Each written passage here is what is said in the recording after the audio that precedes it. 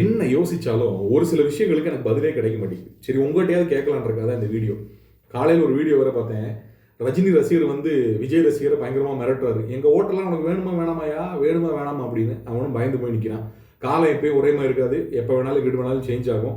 ஆனால் இந்த காலத்தில் இப்படி கோமாளிகள் இருக்காங்களே அப்படின்னு நினைக்கும் போது எனக்கு வந்து ரொம்ப வருத்தமாகவும் ஆச்சரியமாகவும் இருக்குது. சரி, எனி விச் இந்த படம் ஏன் இவ்வளோ தோல்வி படம்னு சொல்கிறாங்கன்றக்காக ஒரு சில விஷயங்கள் டீட்டெயிலாக பார்த்துடலாம். உங்களுக்கு பிடிச்சிருந்து அப்படின்னா கண்டிப்பாக இந்த வீடியோ ஷேர் பண்ணுங்கள். இந்த பெர்ஸ்பெக்டிவ்ல நான் யோசிக்கவே இல்லையே அப்படின்னு உங்களுக்கு தோணுச்சுன்னா கமெண்ட் செக்ஷனில் போட்டு விடுங்க. டக்குன்னு வீடியோ வந்து கண்டென்ட்டுக்குள்ளே போயிடலாம். இந்த விஷயத்தில் இந்த படத்தில் வந்து நிறைய லூப் ஹோல்ஸ் இருக்குது, நிறைய கண்டினியூட்டி மிஸ் இருக்குது, நிறைய லோகேஷோட படமே இது இல்லை அப்படின்னு பல பேரை நம்ப வைக்கிற அளவுக்கு இன்னைக்கு வந்து இஷ்யூஸ் இருக்குது. இன்னைக்கு இருக்கக்கூடிய ஆடியன்ஸ் எல்லாருமே இவ்வளவு டீட்டெயிலிங்காக படம் பார்க்குறாங்க. அந்த மாதிரி இன்னைக்கு இருக்கக்கூடிய தலைமுறை மாறி இருக்கு அப்படின்றது மிகப்பெரிய ஒரு உதாரணம் தான் கூலி படம். அந்த கூலி படத்தோட வெற்றி அப்படின்னு சில பேர் சொல்ற ரீசன் அவங்க எல்லாருமே 1950s, 60s, 70s, 80s, 90s வரைக்கும் இருக்கக்கூடிய ஆட்களாக இருக்கலாம் நினைக்கிறேன். 80s வரைக்கும் விட்டுலாம், 90s எல்லாம் இல்லை, 80s வரைக்கும் வந்து அவர் நடந்து வந்தா போதும், அவர் தம் அடிச்சா போதும், அவர் பேக்ரவுண்ட் மியூசிக் இருந்தா போதும், படம் ஹிட்ரான்னு நினைக்கக்கூடிய ஆட்கள்ல இருந்து இன்னைக்கு இது ஃபுல்லா மாறி இருக்கு. என்னென்ன விதமா மாறி இருக்கு, என்னென்ன இதுல லூப் ஹோல்ஸ் இருக்கு, வரிசையா பார்க்கலாம். முதல் விஷயம், சத்யராஜுக்கும் ரஜினிக்கும் இவங்க ரெண்டு பேர்த்துக்கும் நடுவில் இருக்கக்கூடிய நட்பு உருவான ஒரு சிச்சுவேஷனை காட்டினாங்க. எப்படி அந்த நட்பு, எதுக்காக ரெண்டு பேரும் அப்படி இது பண்றாங்க. தங்கச்சி இவர் கல்யாணம் பண்ணி வச்சதை காட்டினாரு. தங்கச்சியோட மரணம் எப்படி இருந்ததுனோ, எந்த இடத்துல இருந்து வந்து பார்த்தீங்கன்னா ஸ்ருதிஹாசன் சத்யராஜ் அப்பான்னு கூப்பிட ஆரம்பிச்சாங்கன்னா அவங்க ரெண்டு பேருக்கு நடுவில் நடந்த பிரச்சனை என்ன அப்படின்னோ இது எதுவுமே டீட்டெயிலிங்காக சொல்லப்படல. ஒன்று, 30 வருஷத்துக்கு முன்னாடி ஒரு கூலியா இருந்த சத்யராஜ் எப்படி ஒரு சயின்டிஸ்டா மாறினார் அப்படின்ற சொல்லப்படல. எங்க போய் படிச்சாருன்றது தெரியாது. எப்படி அவருக்கு அந்த இன்வென்ஷன் அப்படின்ற ஒரு விஷயத்துல ஈடுபாடு வந்தது அப்படின்றது நமக்கு தெரியல. அதை பத்தி டீட்டெயிலிங்கா ஒன்றும் சொல்லப்படலை. சத்யராஜை வந்து ஒரு டம்மி கேரக்டராகவே இதுல போர்ட்ரே பண்ணிட்டு 30 வருஷமா ஒரு ஆஃப்லைன்லேயே வச்சிருக்கேன், அவன் மட்டும் வந்தான் அப்படின்னு சொல்லிட்டு இவர் பவர் ஹவுஸ்னு ஒரு விஷயம் சொல்றாரு. இந்த பவர் ஹவுஸ் அப்படின்றது இன்னைக்கு மேன்ஷன் ஹவுஸ் மாதிரி ஒரு சரக்கு பிராண்டு மட்டுமா? இந்த சரக்கு பிராண்டு பேர்ல அவர் அறியப்பட்டாரா இதுக்கு முன்னாடி? ஏன்னா சரக்கு, அந்த சரக்கு தான் அடிப்பார் அப்படிங்கிறதுனால வந்து சரக்கு பிராண்டு பேர்ல அறியப்பட்டாரா, அதுதான் இஷ்யூவா என்ன? அந்த டீட்டெயிலிங் அங்கே கொடுக்கப்படலை.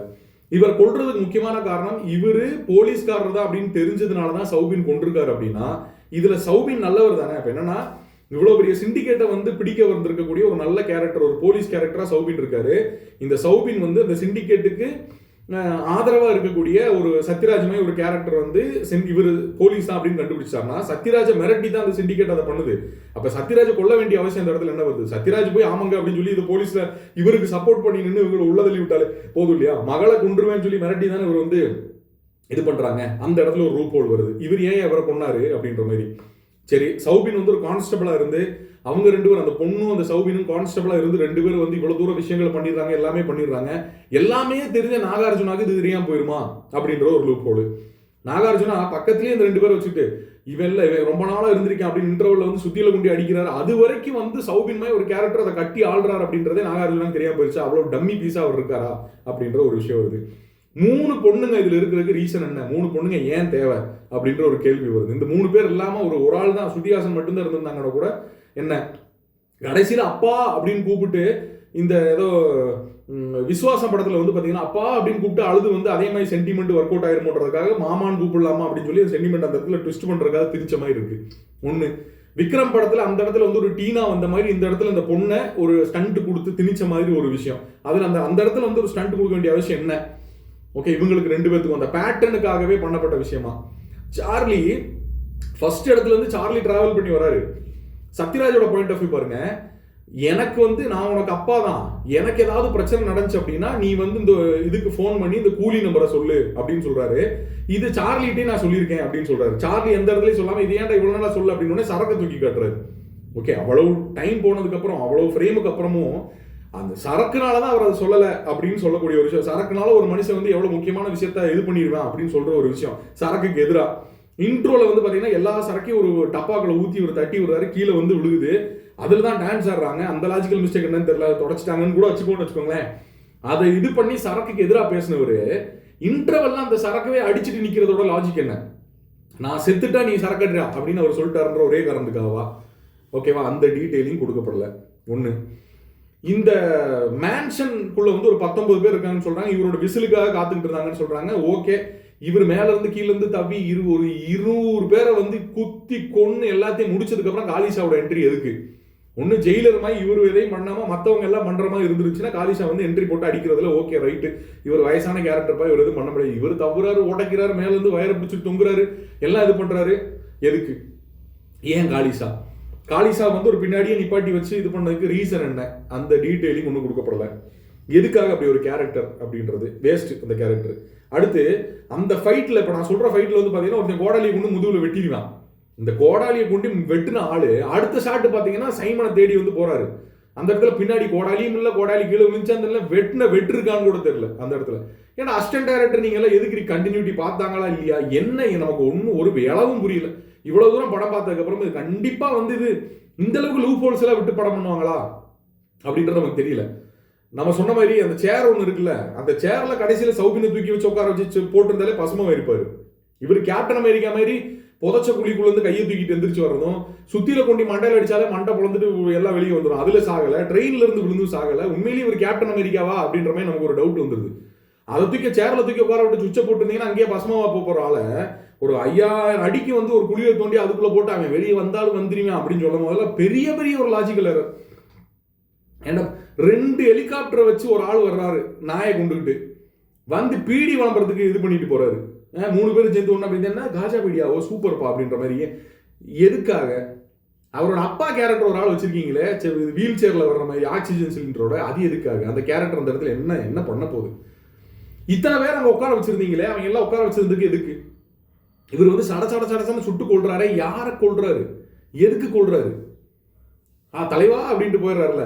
என் கேள்வி என்னன்னா, இதுல ஹீரோ யாரு?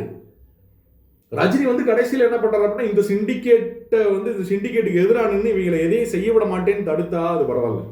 அவர் போய் அங்கேயே நின்று என் கூலிக்கு ஏதாவது பிரச்சனை பண்ண முடியும். என்ன சொல்ல வர்றான்னா, இதுக்கு முன்னாடி என் கூலிகளுக்கு ஒரு பிரச்சனை வந்திருக்கு, நான் அதனால வந்து ஒரு ஓனரவே கொண்டுட்டேன், ஒரு பெரிய அளவே கொண்டுட்டேன், இங்க என் கூலிகளுக்கு ஒரு பிரச்சனை வருவேன். ஆனா அந்த கூலி ஒரு பெரிய ஒரு சமூக விரோதமான ஒரு விஷயத்துக்கு, ஒரு ஆர்கன் விஷயத்துக்கே வந்து சப்போர்ட் பண்ணாலும் கூட நான் கூட நிற்பேன். இங்க இருந்து ஆட்டை பிச்சுட்டு போய் அங்க வைடா அப்படின்னு சொன்னா அவங்க போட்டோம், நான் கூட நிற்பேன். அவங்கள நீ அடிக்காத வரைக்கும் எனக்கு ஒரு பிரச்சனை இல்லைன்னு சொல்ல வராங்களா? அப்ப யாரு தான் ஹீரோ அந்த படத்தோடது? அப்ப ரஜினி வில்லன் தானா? அவரும் கெட்டதுக்காக நிக்கிறவர் தானா? லாஜிக்கலி அதுவும் புரியல நமக்கு. எல்லாத்தையும் விட்டுருவோம். ஆர்கன் அப்படின்ற ஆர்கனை எடுக்கிறாங்க அப்படின்ற ஒரு விஷயம் சொல்லப்படுது இல்லை, அதுல டீட்டெயிலிங்கே வைக்கலையே. அந்த ஆர்கனை எங்க எடுக்கிறாங்க, என்ன இது பண்றாங்க? எவ்வளவு படங்கள் பார்த்துட்டோம். ஆர்கன் ஆர்கன் ஆர்கன் ஆர்கன் எவ்வளவு படங்கள் பார்த்துட்டோம். அவ்வளவு தூரம் கதை இல்லை அப்படின்னு இவ்வளவு தூரம் ஒரு பெரிய மனுஷனுக்கு இவ்வளவு தூரம் கஷ்டப்பட்டு ஒரு படம் பண்ண வேண்டிய அவசியம் என்ன இருக்கு அப்படின்றத என் கேள்வி. உங்களோட கருத்துக்களை கமெண்ட் செக்ஷன்ல பதிவு பண்ணுங்க. இதெல்லாம் ஒரு சைடு இருந்தாலும் இன்னும் என்ன சொல்றது, நம்ம கேட்டுக்கிட்டே இருக்கலாங்க. லாஜிக்கல் எரர்ஸை பொறுத்தளவுக்கு நமக்கு வந்து என்னடா இது இவ்வளவு தூரமா ஒரு படம், அதுவும் லோகேஷ் கனகராஜ் வந்து இவ்வளவு தூரமா ஒரு படத்தை வந்து இது பண்ணி வச்சிருப்பாரு அப்படின்ற மாதிரி முடியல நம்மளால. இருங்க, இன்னும் 2 நோட் பண்ணி வச்சிருந்தேன். இதுல ஒரு சாதாரண கான்ஸ்டபிள் அவ்வளவு தூரம் ரூத்லெஸ்ஸா இருக்கிறதுக்கு காரணம் என்ன ரீசன்? அவர் ஏன் அப்படி மாறினாரு? டீட்டெயிலிங் கொடுக்கப்படல. அவ்வளவு பெரிய ஒரு சேவியர் அப்படின்ற கேரக்டர் பண்ணக்கூடிய ஆளு, அவருடைய மகனா வந்து இவர் இருக்காரு. அவருடைய பையன் கஸ்டம்ஸ்ல ஜாயின் பண்றாரு.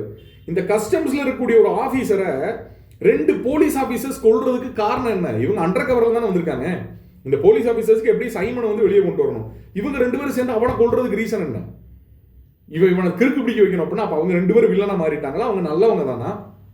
போலீஸ் ஆபீசர்ஸ் தானா ஸ்டில்? இல்ல பணத்துக்காக மட்டுமே டோட்டலா வில்லனா மாறிட்டாங்க? எவ்வளவு கோடி, இந்த கோடி வந்து நான் சேர்க்கணும். அங்க வந்ததுக்கு அப்புறம் பணம். அவ சொல்றா நம்ம செட்டில் ஆகணும் அப்படின்னு சொல்றா. நம்ம செட்டில் ஆகணும்னா என்ன வேணாலும் பண்ணுவோம் அப்படின்ற ஒரு கண்டிஷனுக்கு போயிட்டாங்களா? அப்ப அந்த போலீஸ் அப்படி ஒரு கண்டிஷனுக்கு போயிட்டாங்கன்னா அந்த போலீஸ அமிச்சாங்கல்ல 2 பேர்த்த உள்ள, அவங்க எந்த அளவுக்கு இருக்காங்க? அந்த அந்த அந்த அந்த போலீஸ் ஆபீசர்ஸ் இவங்களை பத்தி கண்டுக்கிறதே இல்லையா? புரியலையே. ஒரு ஒரு அவ்வளவு பெரிய மனுஷனோட ஒரு பையன் வந்து அவ்வளவு நார்மலா இருக்கிறதுக்கு காரணம் என்ன? சேவியரோட மகன் அப்படி இருக்காரு சைமனோட பையன் ரொம்ப நார்மலா இருக்கானே, அதுக்கான காரணம் என்ன? எதுக்காக ஓப்பனிங் சீன்ல தேவா வந்து இப்படி மட்டனை கட் பண்ணி நிக்கிற மாதிரி ஒரு ஷாட் இப்படி வந்து காட்டியிருந்தாங்க? அதுக்கு ரீசன் என்ன? எனக்கு வந்து இதுல வந்து பாத்தீங்கன்னா ஒரு என்ன சொல்றது, ஒரு ஃபுல்ஃபில்னஸே இல்லாத மாதிரி பல விஷயங்கள் இருந்தது. ஸோ இப்போ நான் சொல்லியிருக்க விஷயங்கள் எல்லாம் உங்களுக்கு கனெக்டான விஷயங்கள், இதெல்லாம் யோசிச்சிங்களா? இந்த மாதிரி எல்லாம் உங்களுக்கு தாட் வந்ததா அப்படின்றத கமெண்ட் செக்ஷனில் போட்டு விடுங்க. இதனால தான் இந்த படம் வந்து ஃபெயிலியர் அப்படின்னு நம்ம சொல்கிறோம். லோகேஷ் லோகேஷோட மிகப்பெரிய ஒரு தோல்வி படத்தில் ஒன்றா இருக்கும் அப்படின்னு சொல்ற காரணம் தான் லாஜிக்கலி பல விஷயங்கள் எதுக்குமே ஒட்டாம அங்கேயும் இங்கேயுமா செதறி கிடக்கூடிய பல விஷயங்கள் இருக்குன்றது உண்மை. இன்னொரு வீடியோவில் சந்திக்கலாம். நன்றி.